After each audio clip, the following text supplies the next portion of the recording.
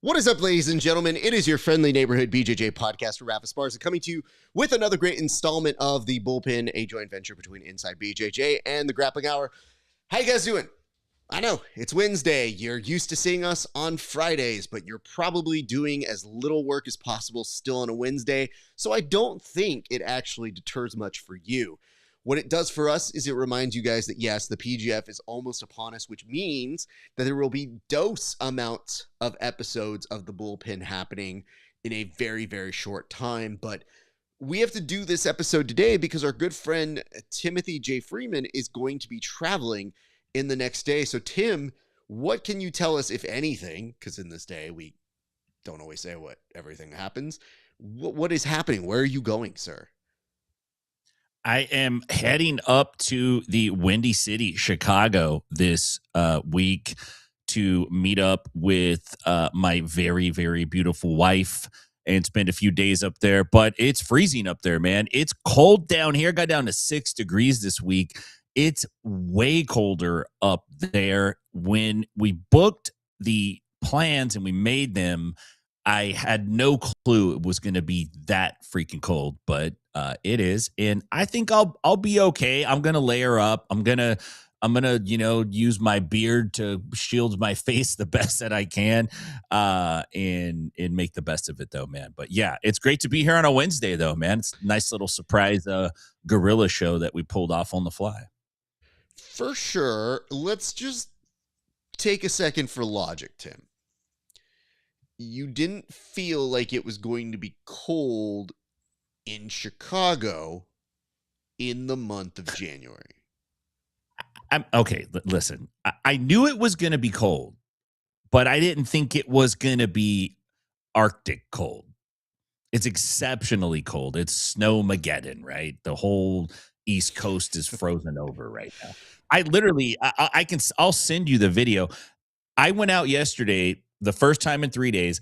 I had a layer of ice over my car that was an inch thick that I had to like break. And I was pulling these huge plates of ice off and just chucking them into the cement, letting them break. It was actually quite fun. But yeah, man, it's pretty iced over. I'm very sorry about that. I know in my world of California, I taught class late at night, do some tape study. Normally after that sort of stuff, I start to do my workout. And I was like, all right, cool, let's go gadget workout. And I realized, I was like, damn, it's kind of cold. Shit. I don't want to do this workout. And then I had a moment where I said, other people are snowed in where they can't go work out, so I don't think I should have an excuse. And I found a hoodie inside of my car, and I just went to work on that. So that was the extent. Like, if you ever see me in any kind of hoodie, you have to know the weather is that extreme, because I am notorious, after living in Illinois and Kentucky during crazy storm seasons, I was like, none of this phases me. It's fine. So it really does take something like that for me to get a little bit moved. Tim, what, if anything, is new with you, sir? This is our little monologue section, so it gives us a second to remind the people that, yes, the show is happening and that they can join in. But for you, any new developments on your side of the world since? Yeah, man, I almost went stir crazy being in the house, but got out and was able to get some training in last night. My challenge out here in Nashville is half my students are like, I can't leave my driveway. There's a lot of down trees. So, they're like, I can't come to class, and I don't want anyone to get in a car crash on the way to class. But at the same time, I'm ready to train. And if I could get out and train, I am. So I put the call out last night, or actually yesterday afternoon, said, hey, 10 round Tuesday, 7 p.m., who's down? And everybody showed up. So that was awesome. I got 11 rounds in on 10 round Tuesday. I felt pretty good. Plus my body had rested up and I felt nice. So that was a big plus for me. Outside of that, man, not a whole lot going on, dude. The city shut down and everyone's just kind of chilling. It's like a mini COVID break right now. It's like a 72-hour COVID break. And it's quite nice. I don't mind it at all. Well, I'm glad that you're safe. I do feel it is kind of an interesting element that got lost in all of the weather talk. How does one do 11 rounds in a 10 round Tuesday? Is there a secret round that you don't tell other people about? Is it a black belt only round? How does that work? Because the math ain't math in here, Yeah. Tim. This is how it works. The 10 rounds start when I start my first round. So, I'll put the clock on and it'll start ticking. But if I got stuff to do or I'm helping people at the front desk or I'm not ready yet and I start at round 3, that's really round 1.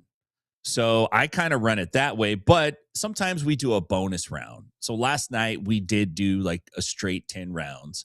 And then I'm like, hey, let's do a bonus round. Let's push ours to 11. Our 10 round Tuesday goes to 11 round. And if That's you don't very funny. understand that, I don't know what else to tell you, dude. It goes to 11. So It's very funny. I love the fact that when people tell a story that tugs on the heartstrings, like, man, it's hard for people out here to go train. It's rough. We don't want people to die to come train, but everybody showed up and we did a 10 round Tuesday. I did 11. Like, I couldn't tell if you were going into Trump bragging dementia, Tim,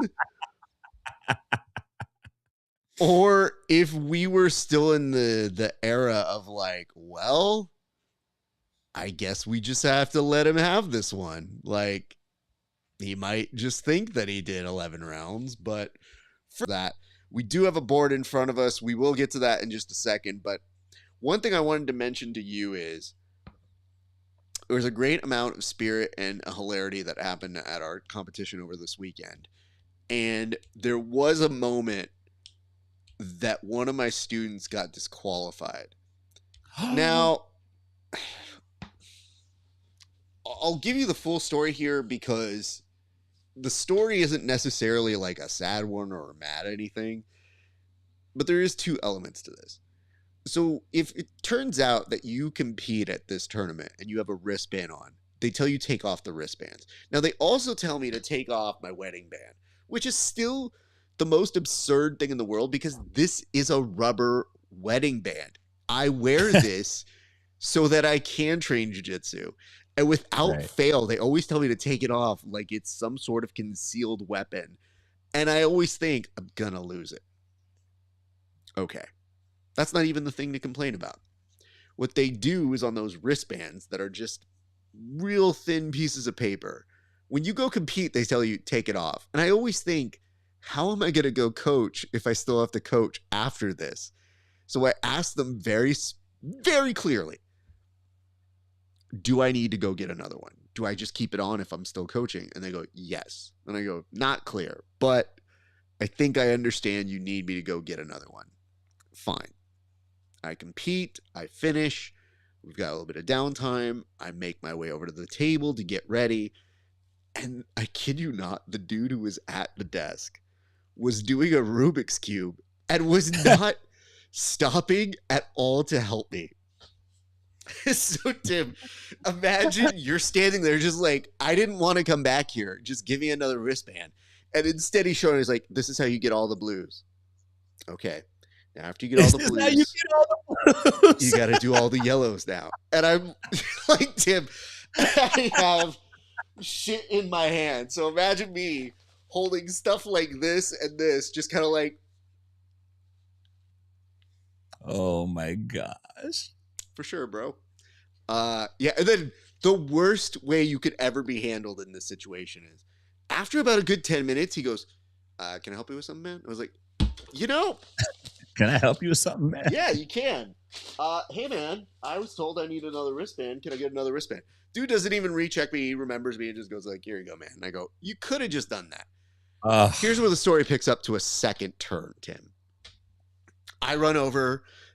I see my students competing. I realize I don't have enough time to go run onto the mats. I see him about to start up what is going to be a footlock, and he's a deer white belt. And would you believe it, when this kid who I had warned multiple times, hey, there's a thing called reaping, immediately reaps. And it's crushing because I have to explain to him the mentality behind reaping and why I don't really care, but that he can't talk to the ref. And he's just like, well, did I? And I go, you 100% did. And even his, the coach that he was going against was doing that like, yeah, buddy, you can't do that. And like, not a full dickish way, but in a like, my student's advancing kind of a way. And I go, Yeah. Yeah. okay. And so this poor kid goes, sure, coach, did you see it? And I go, I did. I tried to get over here. There was an unfortunate, urgent Rubik's Cube that needed to be solved that did keep me from getting here. So I'm very sorry I couldn't be there for that. I just couldn't leave until I watched him get the yellows. I always get stuck on the Tim, the way in which I was trying to be a good coach and go get the credentials back in time and do it in a responsible manner of like, oh, no problem, sir. If you need a second, I totally get it. Maybe you're just going to show him how to align the color real quick and hand him off. No, I think he did 2 different colors on 2 different sides. And I was just like, I might be here a while. So I got to start using some Karen eyes here. Tim, you are a higher belt here. What should I have done to remedy the situation? Slap the Rubik's Cube out of his hand. or or you could go, you know what you could do? You could go like, oh, let me show you something. I could show you a trick to get all yellows. And then when he hands it to you, you chuck the Rubik's Cube as far as you can throw it. And then you go, now you can help me. Dude, I don't know. I've never been a Rubik's Cube guy. I was always the kid that took all the stickers off of the Rubik's Cube and just put them like where I thought. And they made those damn stickers a certain way that if you peeled them off, it was very easy for everyone to know that you had peeled that sticker off. I can never quite get it on right. But yeah, that's some jujitsu customer service. Not like a super surprise though. You know, you either get the really super duper down home friendly jujitsu person, or you get the dude that's like could not be bothered, right? And who knows what he's being paid? Probably nothing. He probably got the Rubik's Cube as payment to staff the desk for the tournament. If I know anything about jujitsu. There was just a moment where I was like, let's not be a dick about this. And then running to see my student and being like, damn, I'm going to let him down. All right. So I literally start with all right, man, we're going. No, that's reaping. Okay. That's a wrap. Let's go. That was fun. But I do want to remind everybody this. If you are a competitor, never talk to the ref. That is your coach's job. Almost immediate DQ. And I have said it before. I had said he would get caught for reaping if he did X or Y or Z. It happened. I had said in previous tournaments, don't talk to the ref. One time at a Jiu-Jitsu World League, he got back points and he was looking at the ref. He goes, hey, did I get my back points? And I go, you can't do that, dude. So it's a struggle out here, Tim, but you know what else is a struggle? This board. Why don't we start with the very first topic of this week's class? Actually, no, let's address this comment because it will come up here a little bit later. This is from Nathaniel Phillips, 9284. He says, Noah McCauley needs an invite to the PGF. His trial runs are full of elbow genies. Travis Haven is going to crush it. Oh, shoot. Okay, let me go. Let me get that invite written up. Hold on. What was his name, Raf? Tell me. It's Noah McCauley. Yeah, let me fire that over to the registration department. Hold on. For sure. Hold on. Let me get my Rubik's Cube to go ahead and just start solving that there. Here's what I want to say. He was at the qualifier. We will get to talking about it in a second. He did not advance. And I know there was a lot of heat on Noah, and I know he's incredibly talented. The one good takeaway you can have is if he didn't get the invite outright, if you competed at a PGF qualifier, you are still in the pool. So it is, yes, a lower possibility. I don't think he would be in the draft per se, but we have seen them go into the reserves to the point where somebody on our team got pulled in. So Right. Right. I guess I should say nothing is impossible, but saying anybody needs an invite when we have unfortunately run out of invites is a rough spot. They did promise those to JJ and to Brett. More on that in a second, but thank you very much. This is noted. Noah is a rising star, and we do see that. So we will take that moment to acknowledge it. But Tim, let's talk about this. It does appear to be the 90s all over again. Did you know that the drummer for Blink 182 has found his way into jiu-jitsu and not very far away from us here in Southern California? Tim, what can you tell us about the beloved drummer of an incredibly famous and beloved band? Yeah, Blink 182 drummer Travis Barker has started training jiu-jitsu. Not a huge surprise, right? We're hearing this more and more and more. It used to be, we had like one or two people that were pseudo celebrities and who also trained jujitsu, and it was like every UFC they would spotlight those people. But it's new times. Times sure have changed. Barker joins a cohort of rock star musicians. We're talking Ricky Rocket, Dave Mustaine, Maynard James Keenan, Zoltan Bathari, right? Lots of famous musicians that are super talented. They're training jujitsu. Doesn't surprise me. The real question is this: will he gi or will he no gi? That's the question. And I took my liberty with the little tag today, the image today. And if you look at most of the Kardashian crew, huge supporters of Eddie Bravo, they're flashing the 10s. They're like, you gotta go 10, Barker. They want him to be 10P for life. But his wife, Courtney, wants to keep it classy, traditional. She's popping the chaka. She's like, look, we go classy, traditional, white gi all day. You could wear it to the dojo. You could wear it to a Diddy party. You could wear it just about anywhere. It's a white gi. It's got a great look. But good on Travis Barker, man. It's always cool to see people train jiu-jitsu. This guy's 50 years old, and he's starting jiu-jitsu. So wild stuff, man. And of course, he is starting under the tutelage of Jean-Jacques. So Yes, I think we know the answer to what he's training. So, I will tell you, the pins and needles that I was on in the little space, the ellipses that you put between white and gi, it was a little nerve-wracking here, Tim. We get a little white gi, and we do it. And I was like, I like that uncomfortable timing. It's okay. It's a very interesting environment. Tom DeBlas put up a post about it already. There's a lot of stuff that comes with that sort of sensitivity. So I can tell you this. I am happy he is here. I'm happy he's doing it. It is always welcoming to have a lot of people learn about our sport. They get to learn how difficult it is. They get to be a part of the community. They see why we love it so much. So we welcome him. And I mean, listen, they're a very fun and silly band.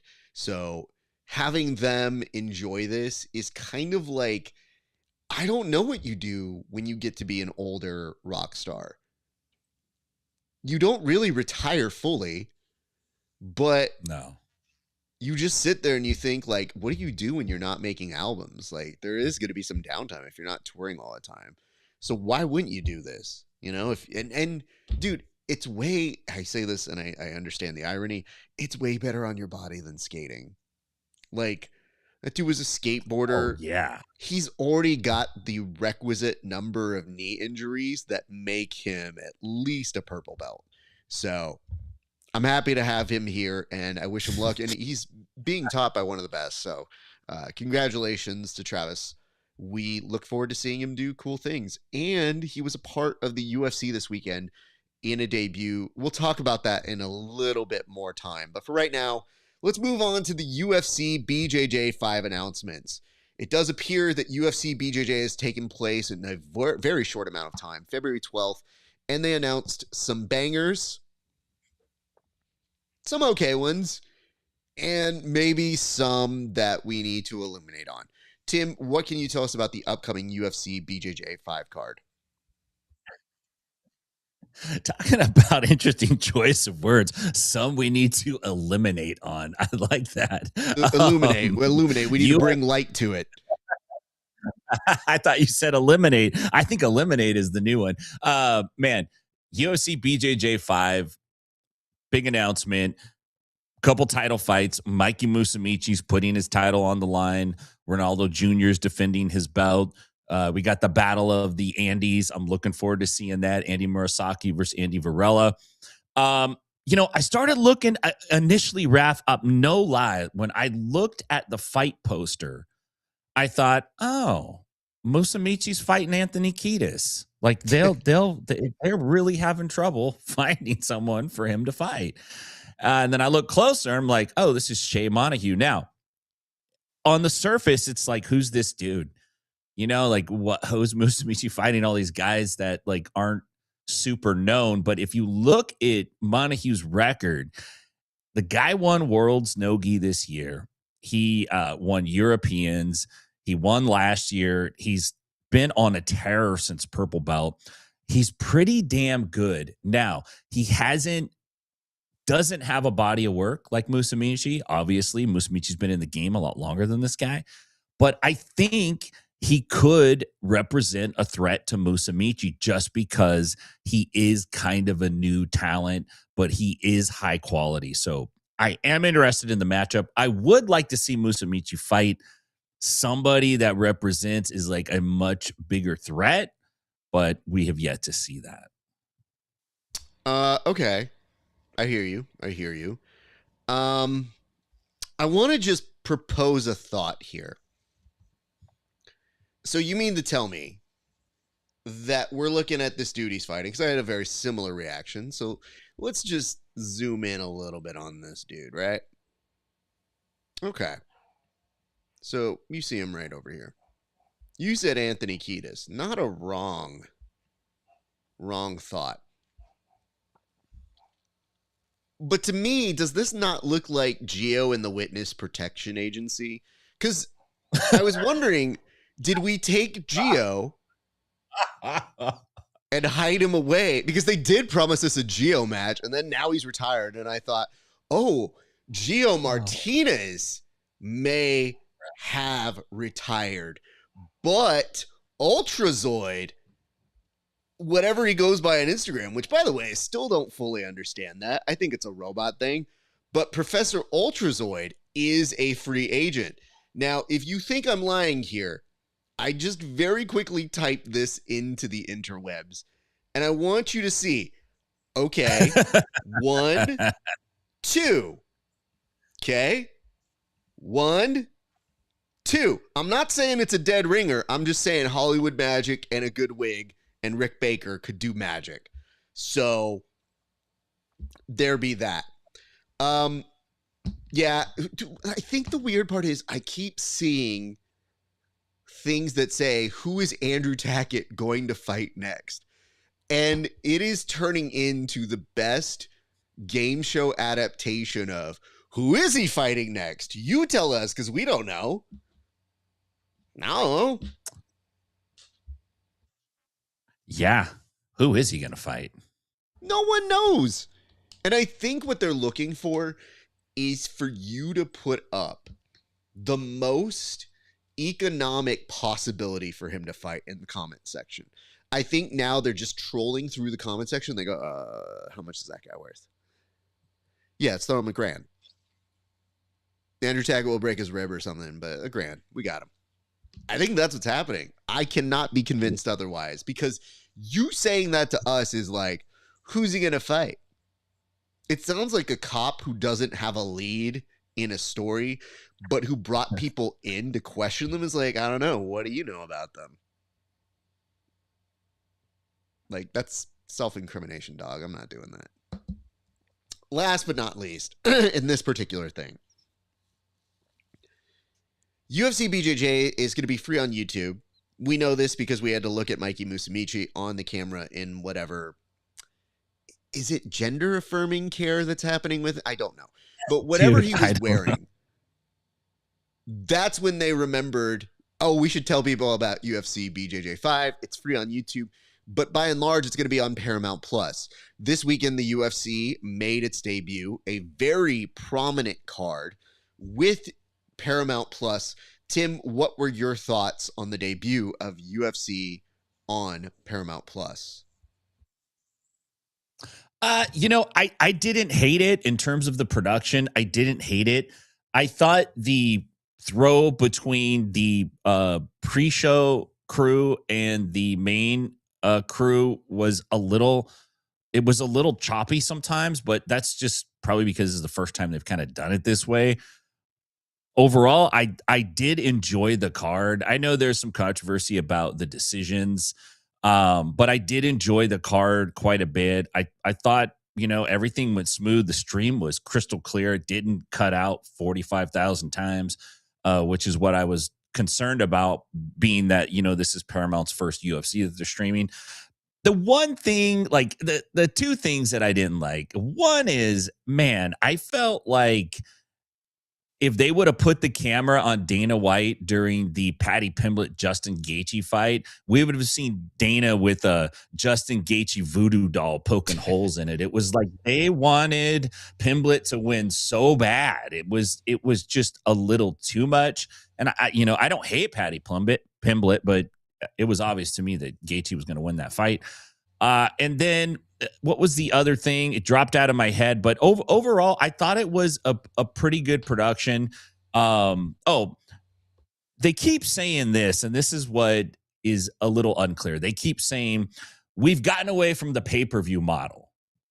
All the fights are free on Paramount. But then I distinctly heard Dana White say in a press conference, I don't know, 6 months ago, or so, when this deal was being talked about, or a question came up about it, and he said, we're not getting away. We're going to do one-off pay-per-view still, which to me is like, oh no, is that like their little get out of jail free card for when they really got a good fight? They're like, it could go on Paramount. This is a pay-per-view, right? That's going to really piss some people off if they do that. And I would like them to be more clear about that. So those are my two things, man. But overall, I didn't hate it. Oh, let those viewership numbers go down and we'll see how long they don't do pay-per-views for. A few thoughts. So Tim, you watched it live. You texted me a couple times about it. You weren't wrong. A few thoughts. Before I put the camera on me, I just want to make it very clear. Tim, did you try to watch it at all, or did you miss something that you tried to look up a little bit later on the app? No, but that's because I may not have watched it on Paramount. Well said. Okay, we will drop that. Camera back on me.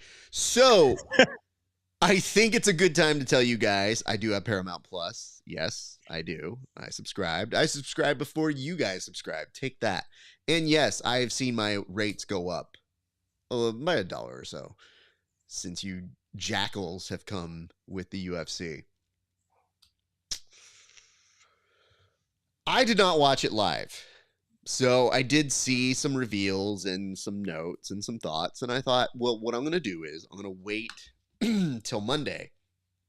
And if I wait till Monday, I can just watch it because I have the no ads version. Do I get a no ads version of this?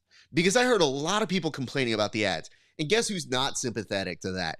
Yeah, there's going to be fucking ads, okay? What do you expect? You're paying what, $8.99 for it? You fucking freeloaders? That's Dana's response. My response is, but where are you putting the ads? And what kind of ads are they? Because if it's ice, not the time. But it could be the dumb audience you need for ice sometimes. What I do want to point out, though, is in this particular thing, I think people can be forgiving about the ads, the frequency of them. They'll get used to it, all that sort of stuff. As a person who watched it, it time shifted, though. There is no all-encompassing UFC 324. Maybe it exists, but I did look for it. I did put it in the search engine. If you time shifted, go to look for UFC 324, it doesn't pop up like, hey, here's the full event. What it does do is it gives you the full event, but chopped up into fights. Now, this might just be a way of keeping you off of YouTube or feeding the beast that is the current version of the product. But I do argue it did render me unable to watch the full broadcast in its entirety so that I could come to a decision on, oh, were people right about the ads? Were they right about this? Were they wrong about that? And it does beg the question. I have the no ads version. Want to make that very clear. But I wonder if they break it up in those chunks so that they can reinsert those commercials and get more replay value out of it, as opposed to the preloaded commercials that you have to watch if you just watch the event in its entirety. Now, granted, there's probably research that does identify not everybody watches the full event. They're kind of shitty on it. They don't want to see all the fights. They just want to see what they want to see. But it is very odd because it's a big jump from what we've known through Fight Pass and what we've known through every other variation of this. So that is the one thing I wanted to tell you guys. If you miss the event, you don't get to see the fun shit that happened in between. You don't get to see the mistakes. It's a very clear way of cleaning up the mistakes that they might have made. So I did try to watch it objectively and see how it was, but all I could watch were the fight recaps, and its interface could use some work. So them's my notes, Tim. Yeah, that's frustrating. It is not fun when you, and this has happened to me before with other events where you don't watch it live and then you stay away from it because you're like, I don't want to see the results, like I want to watch it, and then you go to find it and you can't find the damn thing, or it's not chopped up in a way where you could watch it, like actually enjoy it. You have to keep flipping through and finding each individual fight or whatever. Yeah, that's highly annoying.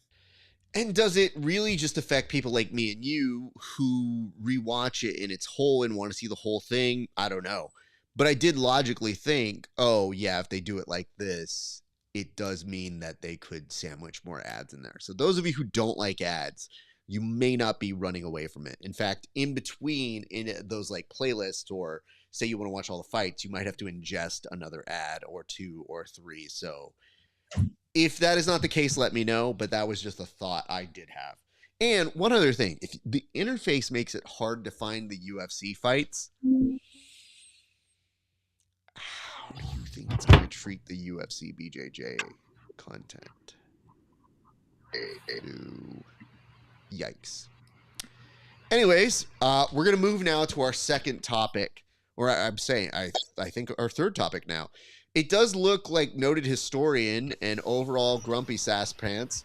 One, Robert Drysdale has some feelings about the way that we have heard history and what it has to do with the Gracies.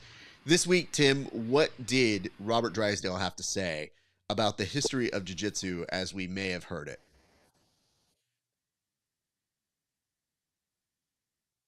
So, Robert Drysdale is quickly becoming the Graham Hancock of jiu-jitsu. He is on a quest to find the truth and uncover the mysterious age of jiu-jitsu's grappling universe. So in a new twist, recently he was questioning the Gracie family's official narrative. And I like how like somehow they've become the establishment whenever he talks about him. It's like the official Gracie narrative is not true. And that's basically more or less a claim that like jiu-jitsu started, the Brazilian jiu-jitsu began in like 1925 when Mitsuyo Maeda arrived in Rio de Janeiro. But Drysdale in the article ultimately gets to the point where he says that modern jiu-jitsu really didn't even start to unfold in even a minor way until 1975.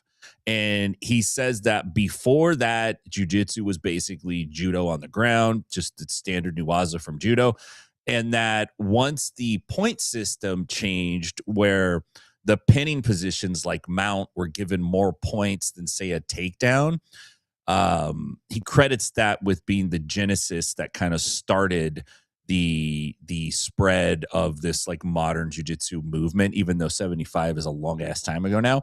um he credits that with being like the kind of the initial push that kind of pushed us in this direction. So it's interesting.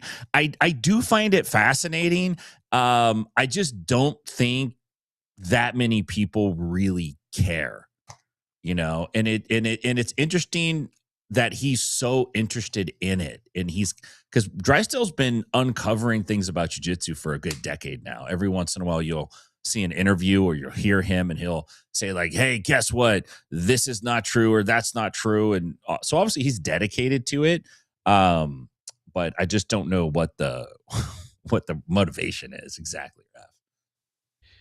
Listen, I don't know what to do with any of this information anymore. Like,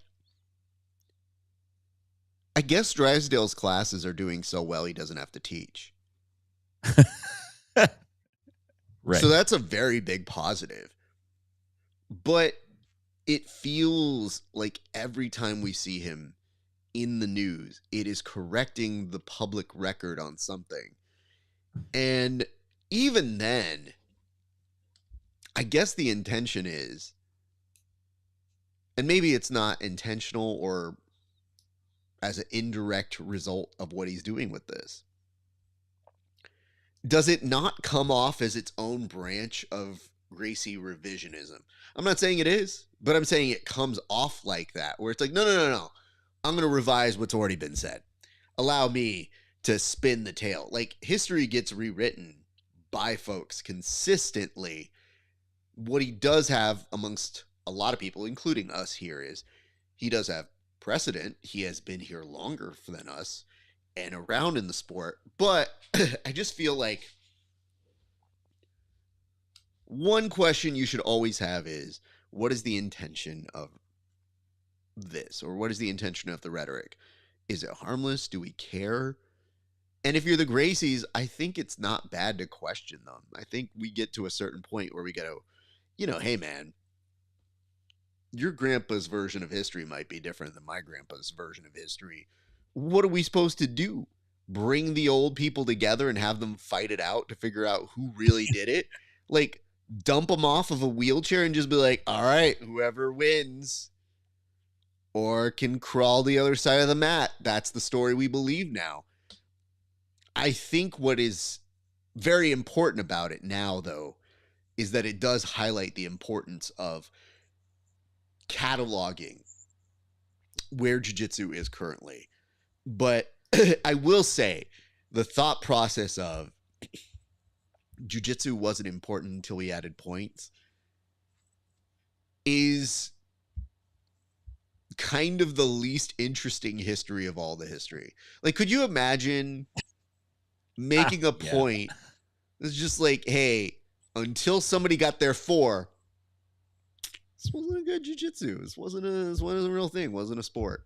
Because maybe you can make the accusation that other sports have points and that once we got to points, we were good. But I thought we were a defense mechanism. I thought we were something else. All these things have too many rules to the point where I just go like, you know what? Sounds great. I know what it is now, and I think that's safe enough for me. The problem is we are a history that is predicated on hierarchy and honor and legacy. So it is important to note. But I think the fact that there have been so many branches in this retelling of history make it kind of near impossible to tell you this is the definitive story. And to stand by that and be like, well, no, it is. I just know. And take it for that. So I guess what I'm telling you guys is be skeptical. Yeah. But this is a great time to tell you guys about my upcoming book, The Real History of Jiu-Jitsu, as written by RAF ESPARZA. Right. No. I interviewed the people that Drysdale interviewed, but I interviewed them longer. Read my book, which will be the absolute and unquestioned truth in the future. I put his book into Chat GPT and then had it write my own book.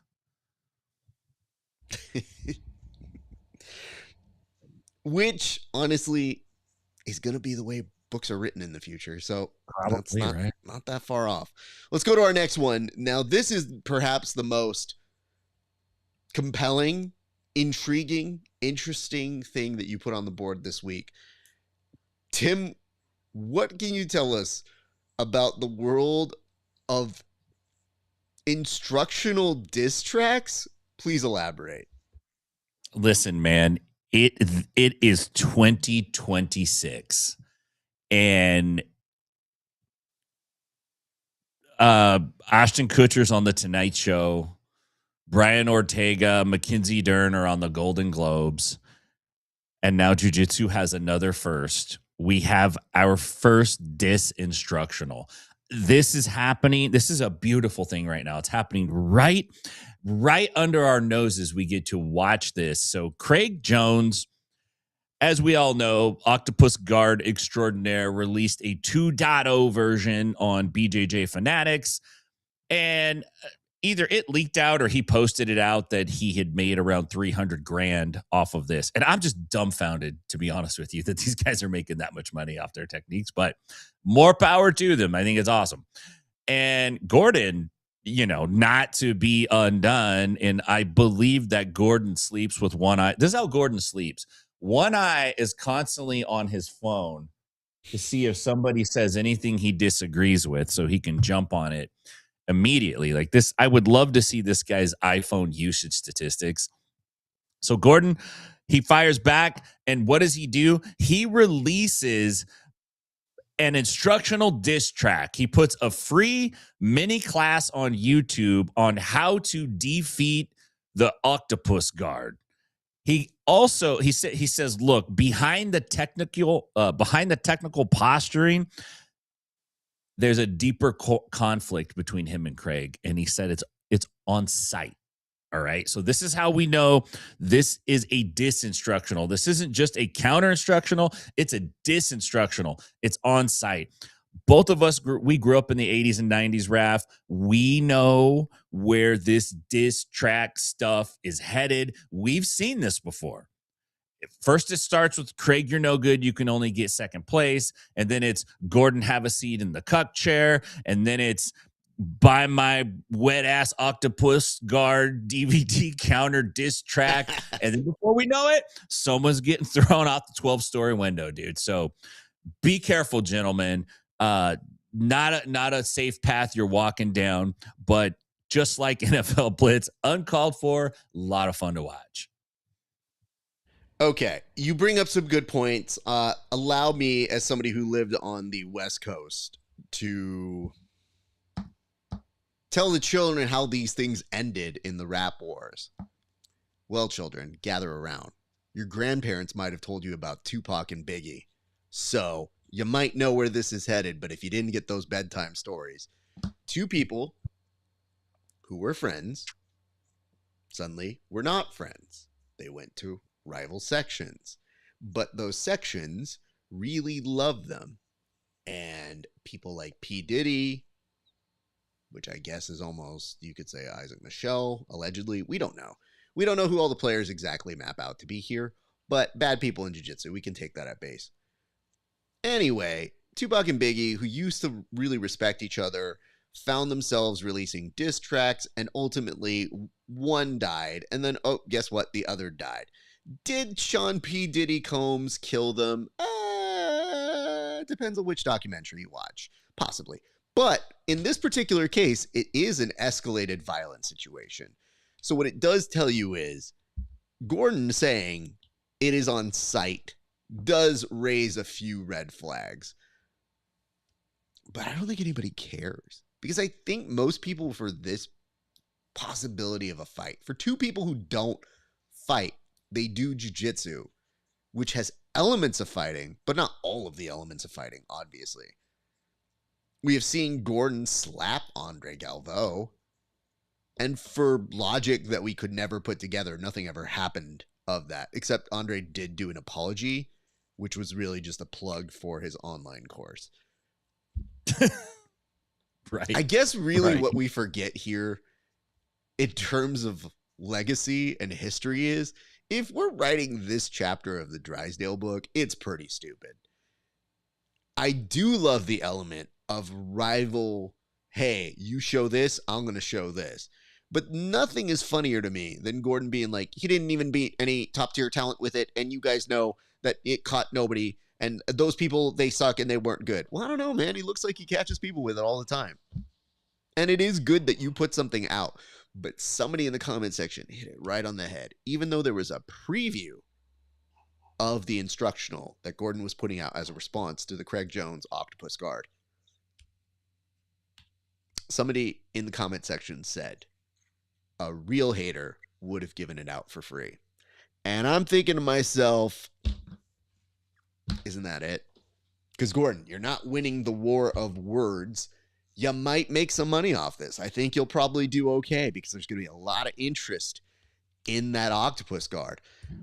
But I think, I'm not sure your sales are going to be as good. They might be. You have a rabid fan base, unlike, say, certain cults that vote currently. Actually, someone do the research. I don't think they're too far off. But what I really am intrigued about here is, what does this do? Do you guys both just continue making money off of this in perpetuity? As long as it's just meant to be a instructional off, I think we benefit from it. Because I have seen people use Octopus Guard in very fun and smart ways for their particular games. I think it's just kind of very funny to see somebody get so in their bridges that they think, how dare people learn from someone else? I'm going to release something that's even better and it shows them how to kill it. It's like, dude, take a Wednesday off. Enjoy your life. Your trolling game is not on the level. It's not. Your instructional game is good. Is Danaher going to do a DVD? I'll watch that one. If Danaher does, this is how you beat the Octopus Guard, it's going to be the best 15-hour series anybody's ever seen. I ain't got time for that. I guess what I'm saying here, kids, is don't kill each other. And the fact that you guys say it's going to be on site, I think you've been at very similar places multiple times. Yeah. Nothing has happened yet. So, let's cool that shit. Especially in this fucking climate right now. You guys want to add in your own dumb fisticuffs? We're good. Yeah. On site is, I think it's overused today. That used to actually mean something. It used to mean if you said it was on site and then you didn't throw down, then you were a bitch. Like that. You couldn't say on site and then not pull through. I actually think there is a missed opportunity in this market, Raf. Either one of these guys could very easily just take the other guy's last instructional and just release it and critique it. Just show all the moves and just critique them and talk about how shitty they are. And maybe have a diss in there. Like actually maybe diss the other dude while you're doing the instructional. Now we're getting moves and we're getting entertainment. My thought process is the promo video should have just been to the beat of Nas's Ether and or is Esther? God, my brain's so fried now at this. That would have been really, really good. I think it's Esther. Yeah, that's how long it's been. What I can tell you though is that would be fun. I feel like you should just hire joke writers if you're Gordon. Like at this point, you should hire a joke writer to like give you your one-ups. Because every time Gordon's just like, he didn't win anything with this. And I'm like, I think his bank account won. Because people are buying that shit, bro. So, by all logic and science, we good. Oh, one other thing. I want to make this very clear. When people say on-site, it's S-I-G-H-T. I don't subscribe to that. On-site to me should be spelled S-I-T-E. Because on-site means like, ooh, I have put on site. I wore my glasses. No, I don't want that. It means at the location. It means the ghetto version of writing out site. SITE. So that is how I put it. Anytime I put it to people, I get really like self-conscious because I'm like, I think they'll probably figure I'm stupid and don't know how to spell, which is the case some of the times, but not on that one. It is intentional. It's usually in all caps. And people will tell you I have hit them on site. So I have no issue with it because I was raised properly, Tim. Absolutely. All right, Tim, what can you tell us about this? Because I didn't see this one come into the news, but it does look like this garbage pail kid was an active purple belt competitor. What do we need to know about it? Yeah. So Jared Wade, God bless you, Atos purple belt, trained hard, got his act together, said his prayers, took his vitamins with 40 up winning the match with 40 seconds left at the European Championships. His run comes to the end at the hands of Guillermo's kebab and pizza shop that he had for lunch. This poor guy summoned Hulkamania, and instead of getting like the Hulkster, you know, the 1989 Hulkster, I am a real American, he got the Bubba the Love Sponge hidden camera bloated Hogan and basically just vomited with 40 seconds left, got DQ'd. His opponent had a huge smile on his face, relieved. I mean, if you're gonna advance and you're losing on points and dude throws up, I'm like this. That's a tap. That's a body tap. Your body tapped. You didn't tap with your hand. Your brain didn't tap, but your body tapped. So a tap is a tap. I recently had a student. This was last week before we closed for a few days. Trained to exhaustion, got up, ran off the mats, ran into the front desk area, and I knew something was up because he didn't put his shoes on or his sliders, and that's a big no-no. Beelines to the garbage can, grabs it. I'm like, where's he going with the garbage can? I thought he was just going to throw up in the garbage can. He grabs the garbage can and then runs into the dressing room with it. And we got one of those like one stall dressing rooms with a curtain. And I'm sitting at the desk and I see him do this. And I'm like, yo, what do you better not be taking a dump in that thing. Like, what do you do? Why did you take that behind the curtain? And he pulls the curtain back. I didn't want you to see me, coach. Bad times all around, man. Would really suck to be on a good run and be ahead and vomit. Look, if I'm going to vomit, I'm going to vomit on my opponent and I'm going to vomit when I'm losing, not when I'm winning. Yeah, that's a tough one, dude. I when I compete, I try to keep a pretty empty stomach, but full enough to compete. And it's a hard balance. So I'm notorious for not really eating before I train either. So even when I was advised to put a little bit of food in me before competing, I was like, dude, I don't want to do this, but I know I need some sustenance. I need to feel a little bit better with all this stuff in me. This is my nightmare. This is exactly what I am nervous about. You know, even when I put in like a half of a egg and sausage sandwich into my mouth, it was like, oh no, I don't want to be this guy. So now you show me this. And you know, I did see the photo kind of previewing it, but I thought better of it, Tim. I said, no, not today, Satan. I'm not watching this. No, no, no, no. No way will this make it on in my feed. And yet here we are with you telling me about it. And I'm glad that I didn't see it, but still the imagery that you were creating through your verbs, your description, your thoughtfulness of the considerations for this guy, I don't need to see it. I believe you. I believe everybody. And I think, yeah, we don't need that in this world. So to that gentleman, that sucks. Sorry about it. I guess it was considerate of you to jump off and actually make sure you weren't going to do that to somebody. So kudos to you. But yeah, we are bad people. I'm 100%. If I'm going to lose, I'm going to DQ you too. So you can't have a good day either. Because that Yeah. shit's the way we do it here. Tim, let's move on to the announcements for the PGF. Well, this was the last qualifier out in Vegas, and it was a very closely contested contest. It had ups, downs, a possible upset all the way at the very end. And yet we have two individuals who have punched their ticket. Yeah, you heard me right. Two individuals that punched their ticket to the upcoming draft in Las Vegas. Tim, what can you tell us about that? So yeah, man, the qualifiers are wrapped. This was the last of the season 9 qualifiers, and two guys got in, JJ Bowers, Brett Moyer.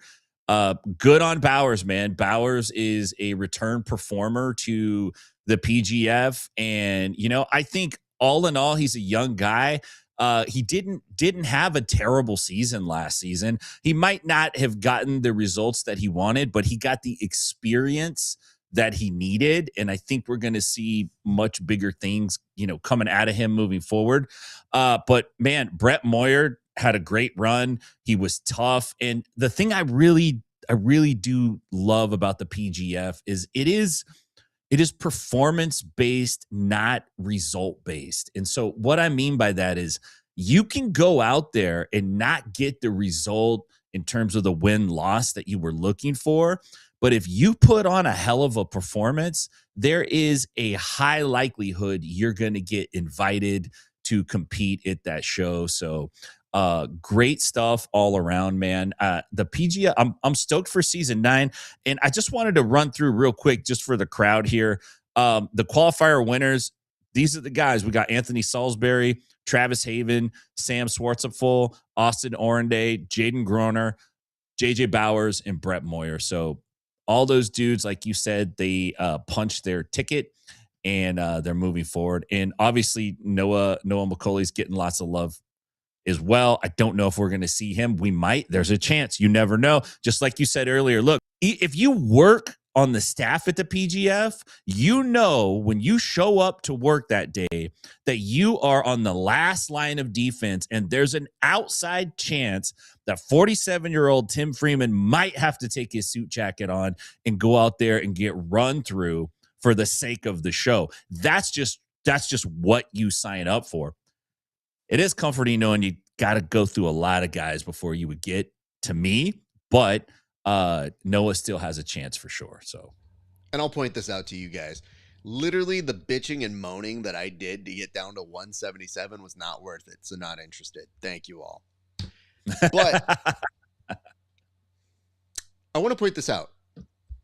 Egg is over here saying JJ Bowers, the celebration he had with his family was beautiful. It was great. We actually talked about that in an interview I just did with him yesterday that is going to hit Patreon, I think later today or tomorrow. But getting the intel and the insight from him was good because I was curious, like, why come back after one season? Normally people like to take off a little bit of time, especially if they come back a certain way. And for him, it was important for me to get a reaction to him saying he was the number 1 person in the draft last year, and that maybe that didn't come to fruition, but that he will likely be a name that people bring up this coming year in multiple ways. So we did get his reaction to those things and much, much more. So check out Grappling Hour on Patreon for that in the next couple days. Tim, I will tell you this, though. You're right. There's a lot of stuff we never know. So as much as you guys like your people, keep mentioning them, keep reminding us, put them in the comment section, tell us who we should have eyes on. The hard part for us is I just don't want to lead anybody on and say like, oh, Noah's going to be in when they have told us that's the amount of people, that's what they have. Doesn't mean that he's for sure out. I don't know, man. If you're a prospective GM, owner, I think you paid very close attention to all of those qualifiers.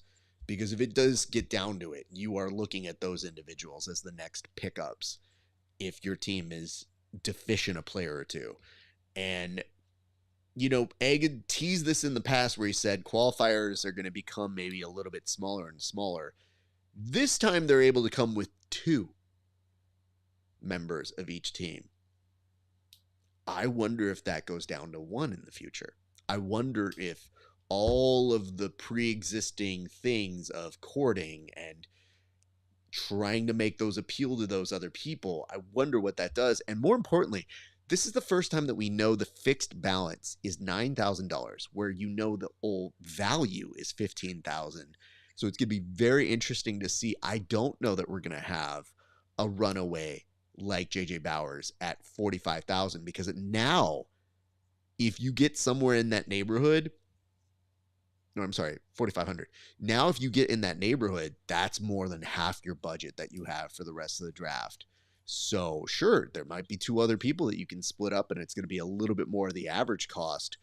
But if you have a runaway in this particular case, there will be even more pressure on them than there was on JJ last season. That is just a consideration.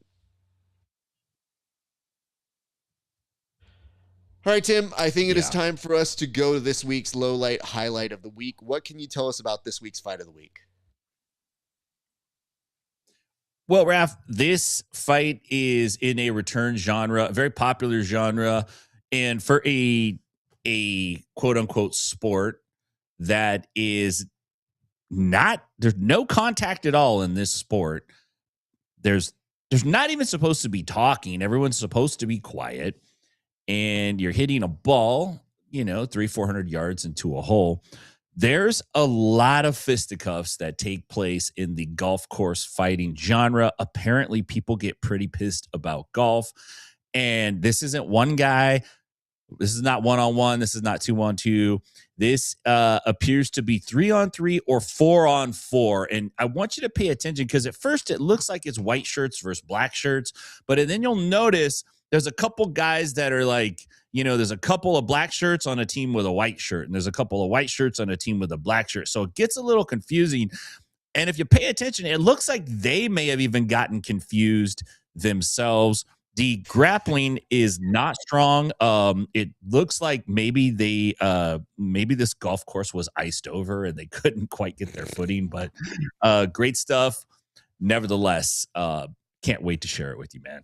Fair enough. I'm going to go ahead and press play on this. Tim, you'll, of course, take the first stab at it. Let's go. This is the Golf Galaxy Bros against TaylorMade. And dude's just getting drug. He's getting drug on the greens. They're trying to do a safe wrap technique on him. Pardon the cameraman. And you can see Homeboy's throwing some shots now.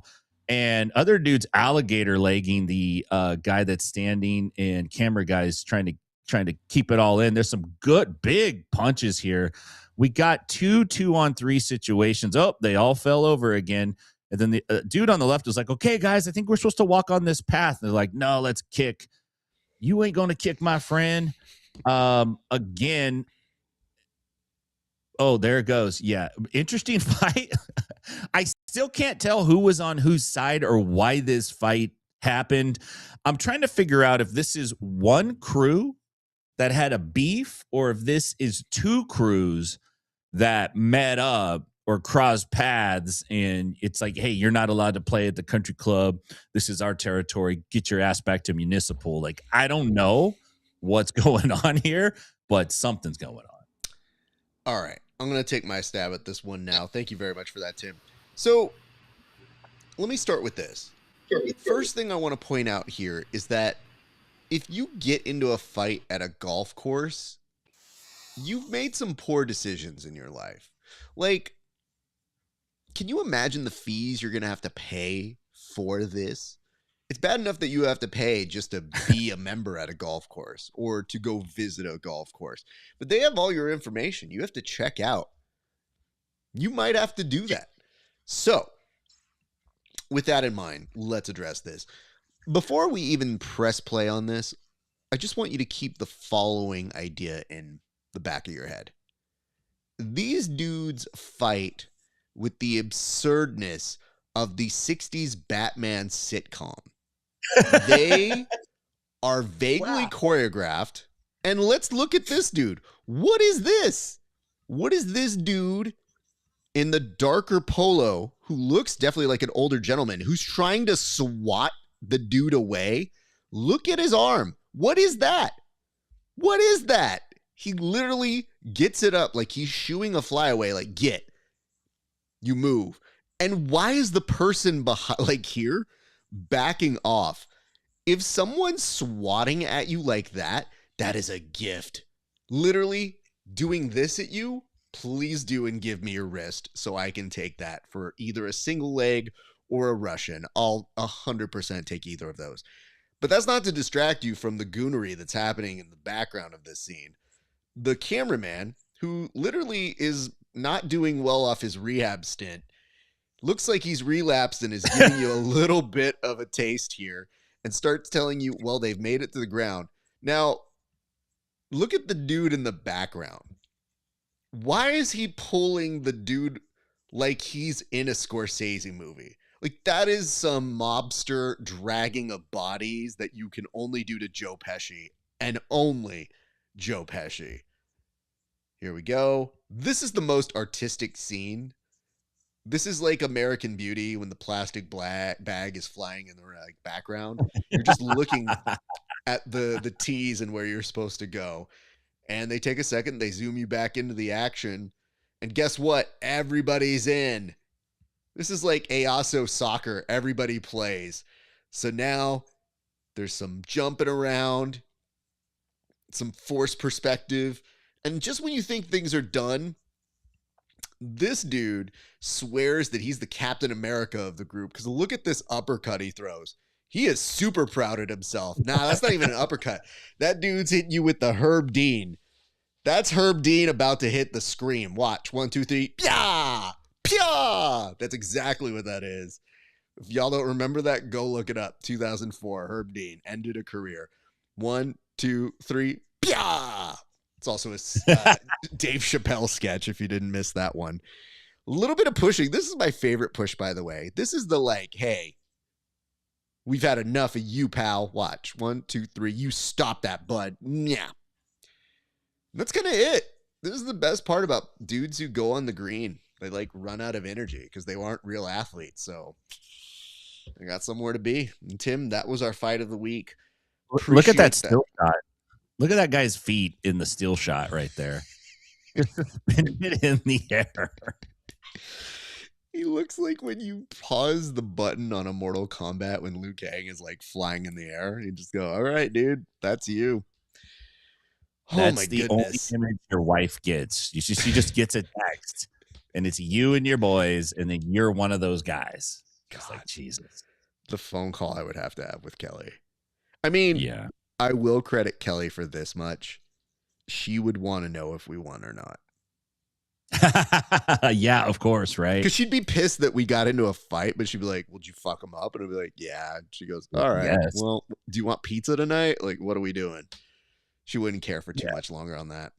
Tim, that is where we have reached it this week. Tell the people where they can find you, good sir.